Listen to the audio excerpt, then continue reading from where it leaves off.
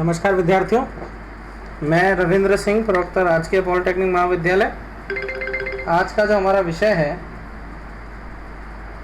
वो है आपके PR 302 प्रिंटर साइंस में। आज हम बात करेंगे आपके जो पेपर की टेस्टिंग से संबंधित या पेपर्स की टेस्टिंग या प्रॉपर्टीज़, जो फिजिकल प्रॉपर्टीज़ वगैरह होती हैं, उन सब के बारे में। उसमें सबसे पहली बात है डायमेंशनल स्टेबिलिटी। पेपर की डायमेंशनल स्टेबिलिटी, जो भी पेपर के शुरू के जो चेक्स होते हैं, जो टेस्ट होते हैं, उसमें डायमेंशनल स्टेबिलिटी पहला पॉइंट है।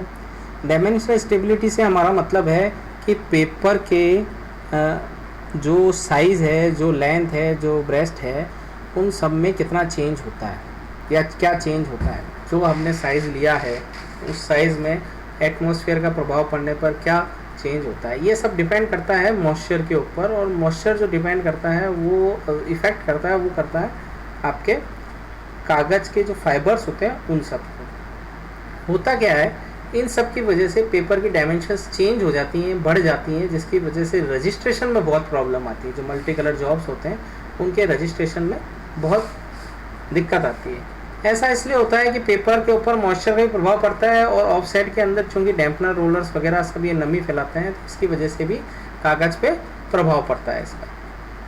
तो dimensional stability, paper ability to maintain its form and not stretch and shrink as a result of environmental changes such as temperature and humidity. Paper की वह क्षमता जिसे वो मेंटेन कर सके, जिसके कारण वो ना तो स्ट्रेच हो ना ही श्रिंक हो environmental changes such as temperature या ह्यूमिडिटी से। Dimensional stability of paper can be improved by avoiding fibre to absorb moisture. ये जो स्टेबिलिटी जो है, इसको हम इम्प्रूव कर सकते हैं फाइबर की एब्जॉर्ब मॉइस्चर जो है वो उसको रोक कर। जो फाइबर यूज़ किए गए हैं पेपर के अंदर, उसकी एब्जॉर्बेशन, जो मॉइस्चर ऑब्जॉर्व करने की जो उसकी टेंडेंसी है, उसको किसी भी तरीके से रोक कर हम इसको इम्प्रूव कर सकते हैं। इसलिए well sized paper have better dimensional stability. Size मतलब सीजनिंग, एक टर्म आती है सीजनिंग, जिसमें हम जो पेपर प्रिंटिंग के लिए काम में ले रहे हैं उन सब का प्रयोग करते हैं। हम पहले उसको 24 घंटे एटमॉस्फेयर में लाकर, एटमॉस्फेयर में रखकर, जो प्रिंटिंग प्रेस का एटमॉस्फेयर उसमें लाकर 24 घंटे पहले हम उस पेपर को रखते हैं, जिससे वो सीजनिंग हो जाए, वहाँ के एटमॉस्फेयर और ह्यूमिडिटी के यूज टू हो जाए। उसके बाद हम उसको प्रिंटिंग में काम में लेते हैं। इसके बाद जो दूसरी चीज़ आती है वो आती है आपकी tensile strength. Tensile strength, the ability of the paper to withstand the stress and strain applied to it before breaking down. ये वो चीज़ है, ये वो स्ट्रेस है या वो स्ट्रेन है या वो तनाव है जो कि अप्लाई होने पर वो कागज़ टीयर हो जाता है, फट जाता है या ब्रेक हो जाता है खींचने पर। ये जैसा हमें चित्र पे दिख रहा है, एक लोअर ग्रिप है, एक अपर ग्रिप है, दोनों के बीच में हमने स्पेसिमेन डाल रखा है टेंसाइल स्ट्रेंथ पर, जिसपे स्ट्रेन का हम मेजरमेंट कर रहे हैं। और उसको खींचने पर वो पर्टिकुलर प्रेशर जिसके बाद वो कागज़ फट जाए, वह उस कागज़ की टेंसाइल स्ट्रेंथ यानी तनाव क्षमता कहलाती है। जैसा कि हम ये जानते हैं कि किसी भी वेब मशीन में स्ट्रेंथ जो है वो टेंसाइल स्ट्रेंथ बहुत ही, तनाव जो होता है वेब का तनाव बहुत ही मुख्य रोल अदा करता है पेपर की प्रिंटिंग, मल्टी कलर प्रिंटिंग में। वेब का टेंशन बहुत ही इम्पोर्टेंट ज़रूरी होता है। इसलिए ये ज़रूरी है कि पेपर में एक पर्टिकुलर टेंसाइल स्ट्रेंथ हो, क्योंकि न्यूज़पेपर इंडस्ट्रीज जैसे हुई या फिर आपकी ग्रेवियर इंडस्ट्रीज हुई, जहाँ बहुत सारे कागज़, ग्रेवियर इंडस्ट्री में तो सिंपल एक जो एक वेब होती है वो बहुत सारी यूनिट में से होके जाती है, अनवाइंडर से रिवाइंडर तक। रिवाइंडर उस अनवाइंडर की वेब को खींचता है और बीच में से प्रिंट लेता हुआ जाता है। ऐसे वेब के अंदर अलग अलग यूनिट्स में से एक कागज़, दो कागज़, अगर 6 यूनिट है तो 6 वेब्स चलती हैं और फोल्डर उनको खींचता है। तो अगर उस कागज़ की स्ट्रेंथ में पर्टिकुलर टेंसाइल नहीं होगी, तनाव नहीं होगा, तो वो कागज़ बार बार फट जाए।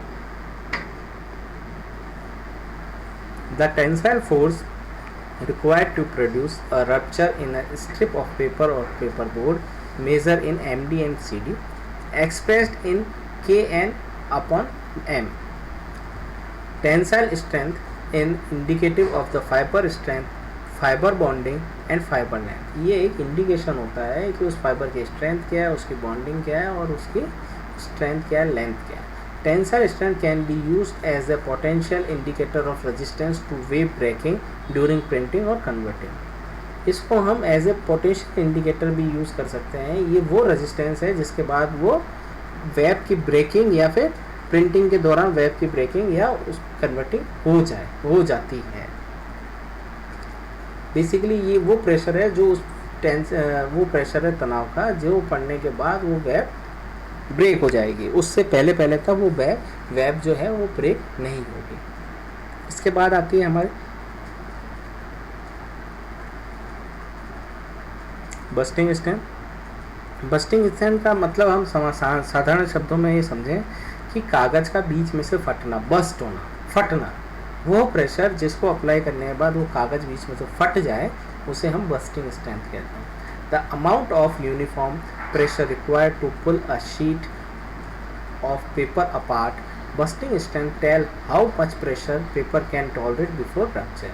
Busting strength हमें वो चीज़ बताती है कि कितना प्रेशर अप्लाई करने पर ये मतलब कितना प्रेशर ये कागज़ जो है वो रप्चर यानी कि फटने तक टॉलरेट कर सकता है, टॉलरेट किया जा सकता है जिसे।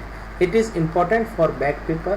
Busting strength is measured as the maximum hydrostatic pressure required to rupture the sample by consistently increasing the pressure applied through a rubber diaphragm on 1.2 inch diameter, जिसको हम मिलीमीटर में कहते हैं 30.5 सैंपल।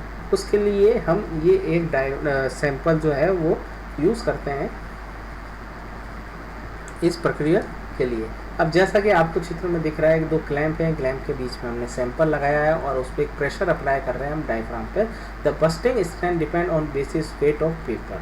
ये उस वेट के पेपर पे भी डिपेंड करता है, मतलब जीएसएम पर। अगर जीएसएम ज़्यादा होगा तो उसकी बस्टिंग स्ट्रेंथ भी ज़्यादा होगी। To normalise the bursting strength of various paper, bursting strength is reported as burst index which is busting strength upon grammage और bust factor busting strength upon grammage और bust ratio busting strength upon basis weight। तो यहाँ पे मैं आपको KPA जो term आई है bursting strength, KPA इसका मतलब होता है किलो पास्कल।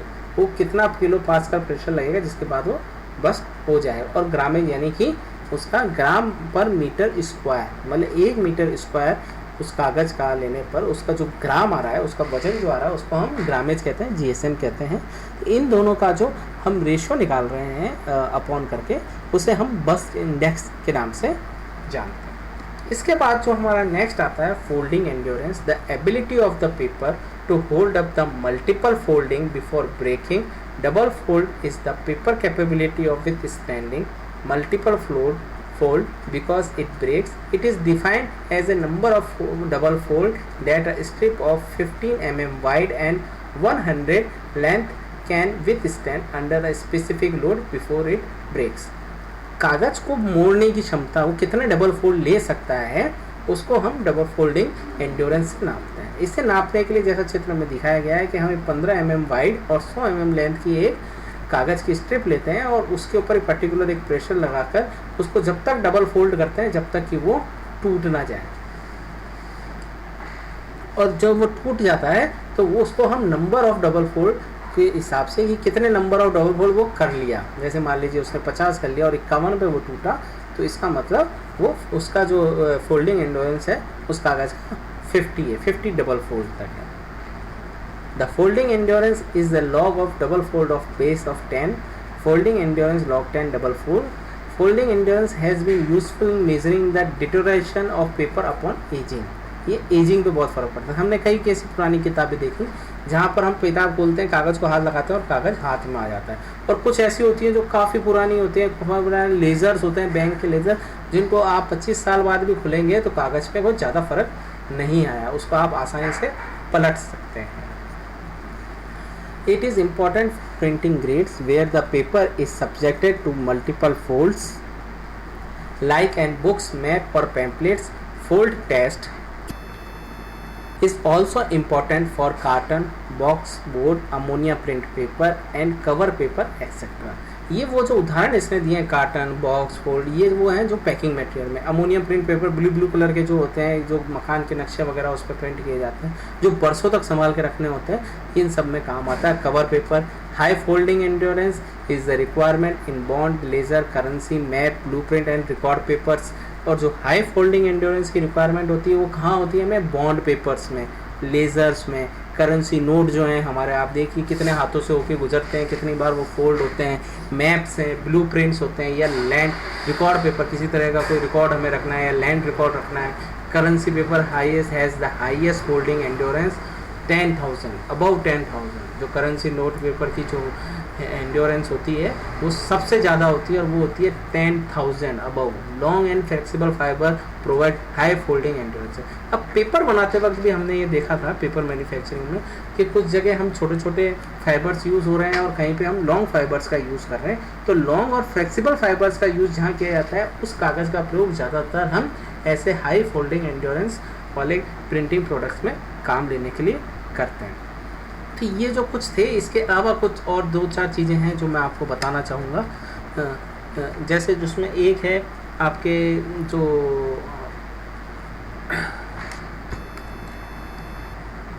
वो है ग्रामेज, वेट, रिम का वेट या कागज़ का वेट, वो कैसे निकाला जाता है या उसका क्या प्रभाव पड़ता है। ग्रामेज से हमारा मतलब है कि किसी भी कागज़ का जीएसएम जो है ग्राम स्क्वायर मीटर, यानी कि 1 मीटर स्क्वायर का जो कागज़ है उसका क्या ग्राम होगा। ग्रामेज का सीधा सीधा असर जो पड़ता है वो फोल्डिंग स्टोरेंस पे भी पड़ता है, टेंसाइल स्ट्रेंथ पे भी पड़ता है, बस्टिंग स्ट्रेंथ पे भी पड़ता है। अगर आपके पास हाई ग्रामेज का कागज़ है तो ये सब चीज़ें उसकी बढ़ जाएगी। और ग्रामेज के हिसाब से, किलो के हिसाब से इसकी जो कॉस्टिंग होती है वो कॉस्टिंग भी उसके हिसाब से चलती है। यदि आपके पास 67 जीएसएम की रिम है तो उसकी रिम A4 साइज़ की, तो उसका जो वज़न होगा लगभग 2.09 kg होगा। और अगर आपके पास 70 जीएसएम की रिम है तो उसका वज़न जो होगा वो 2.18 ग्राम होगा, यानी कि लगभग 90 ग्राम का डिफरेंस आ जाएगा। 90 ग्राम वो बढ़ जाएगा उस पर्टिकुलर 500 पेज की रिम का। दोनों अगर रिम को हम कंपेयर करें तो ऐसे ही एक चीज़ और है कि इनकी रेट में ही फ़र्क आ जाएगा। एक रिम जहाँ 150 रुपये की आएगी तो हो सकता है दूसरी रिम वहाँ पे 170 रुपये की आए या 180 रुपये की आए। तो उस हिसाब से अगर हम देखें तो पर केजी अगर 67 के अब हम 150 रुपये की रिम है, उसमें 500 कागज़ हैं और 2.09 उसका वज़न है, तो लगभग वो 71 या 70 रुपये केजी हमारे को कागज़ वो पड़ा। ऐसे न्यूज़पेपर इंडस्ट्री में भी अगर हम बात करें तो वहाँ पे भी जो जीएसएम चलता है तो वो 45 से बिलो 40-45 के बीच में चलता है, और 400 केजी के करीब वहाँ पे रिम आपकी वेब हो जाती है डबल पेज की। तो उसका भी जो वज़न निकलता है उस वज़न के हिसाब से कंपनी को पेमेंट किया जाता है। तो कुल मिला के यहाँ मैं ये समझाना चाह रहा हूँ कि ग्रामेज जितना हाई जाएगा उतने ही पर केजी कॉस्ट कागज़ की बढ़ती जाएगी। क्योंकि न्यूज़पेपर में हमें कॉस्ट कम करनी है तो हम लो ग्रामेज की तरफ जाते हैं, और जो रिम होती हैं रिम अकॉर्डिंग टू कॉस्टिंग होती है और क्या कस्टमर होती है। जैसे अगर आपको बुक पब्लिश करनी है तो आप 60 से ऊपर का कागज़ लेंगे। यदि आपको पैम्पलेट प्रिंट करने हैं तो आप लोअर मैप लेते हो कागज़ जो 30-40 जीएसएम का है उसको यूज़ करेंगे। तो दोनों चीज़ों में फ़र्क है काफ़ी। तो ये ग्रामेज वाला जो था ये भी मैं एक इसमें ऐड करना चाहूँ। ये भी एक फिजिकल और प्रॉपर्टी है, टेस्टिंग है। टेस्टिंग के लिए इसके लिए हम क्या करते हैं, जीएसएम टेस्टर का काम में लेते हैं। जीएसएम टेस्टर जो होता है उसमें हम एक 10 बाई 10 सेंटीमीटर का एक जो फोल्ड कागज़ है, एक स्पेसिमेन है जो उस टेस्टर के साथ आता है, उसको काट कर हम उस जीएसएम टेस्टर पर रखते हैं और वो हमें जीएसएम उसका बता देता है। बेसिकली आप जो भी वहाँ साइज़ रखेंगे उस साइज़ को वो मल्टीप्लाई कर देगा 1 मीटर बाई 1 मीटर के हिसाब से, और उसका जो ग्राम आएगा उसको वो जीएसएम के हिसाब से प्रदर्शित करेगा। तो ये एक सिंपल फार्मूला है जिसको वो कन्वर्ट करता है। ऐसे ही हम किसी भी कागज़ का स्पेसिफिकेशन उस मशीन पे रखकर उसका जीएसएम पता कर सकते हैं, और उसको हम किसी भी कागज़ की फुल साइज़ की जो शीट है वो किसी भी साइज़ को उसको बिना काटे उसका वजन नाप के भी उसका भी हम जीएसएम निकाल सकते हैं। मान लीजिए मेरे पास A4 कागज़ है तो A4 की साइज़ मुझे पता है, उसकी साइज़ होती है 21 बाई 29.7 सेंटीमीटर। तो इसका एरिया निकालने के बाद और इस पर्टिकुलर कागज़ का वजन निकालने के बाद उसको 1 मीटर स्क्वायर से कंपेयर करने के बाद हम उस कागज़ का जीएसएम या वजन निकाल सकते हैं। तो ये इसमें कोई इतना बिग इशू नहीं है। तो आज जो हमने मेन जो क्या है इसकी बात की फिजिकल प्रॉपर्टीज़ की टेस्टिंग की, उसमें ग्रामेज, वेट हो गया, डायमेंशनल स्टेबिलिटी हो गई, टेंसाइल स्ट्रेंथ, बस्टिंग स्ट्रेंथ और फोल्डिंग एंड्योरेंस, ये सब हो गए। आशा है ये आपको अच्छी तरह समझ में आया होगा। Thank you.